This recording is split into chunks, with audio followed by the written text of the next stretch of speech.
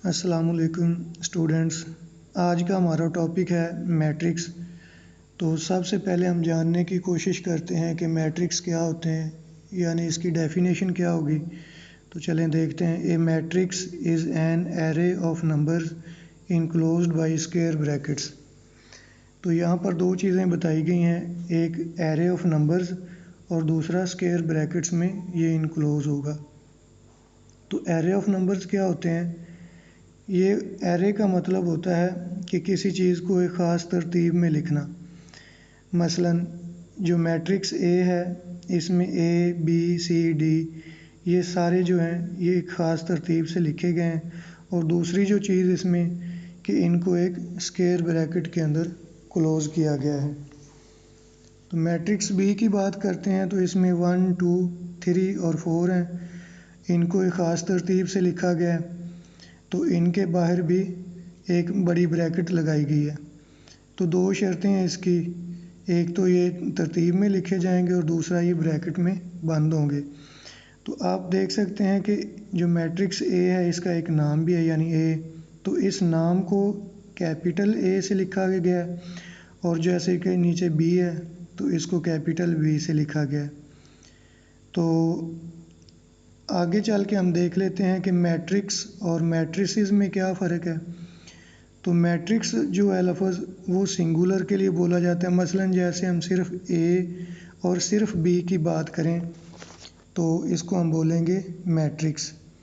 और अगर हम ए और बी दोनों मैट्रिक्स की बात करें तो ये होगा प्लूरल, यानी मैट्रिसेस। आप उर्दू में इसको जमा भी कह सकते हैं। तो आगे चल के हम देख लेते हैं कि ये मैट्रिक्स का जो कंसेप्ट है वो किसने दिया। तो ये एक मैथमेटिशियन है, इंग्लिश मैथमेटिशियन आर्थर केले उसका नाम है। उसने 1858 के अंदर थ्योरी ऑफ मैट्रिसेस पेश की थी। तो यहीं से इसका ये जो है इर्तिका हुआ। तो अब नीचे आप चलें तो देख सकते हैं कि रोज़ और कॉलम्स एक हेडिंग दी गई है। तो रोज़ क्या होते हैं और कॉलम्स क्या होते हैं, इसको भी हम समझ लेते हैं थोड़ा सा। तो चलें हम इसको समझने के लिए चलते हैं मैट्रिक्स ए की तरफ।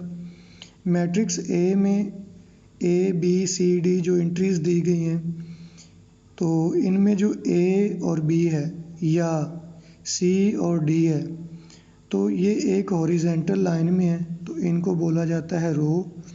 तो जैसा कि डेफिनेशन में भी बताया गया है कि एंट्रीज प्रेजेंटेड इन हॉरिजेंटल वे। तो इन एंट्रीज़ को हम रोज़ बोलते हैं और इनको capital R1 R2 R3 so on ऐसे इनको नाम दिया जाता है। तो नीचे हम बी में चलते हैं।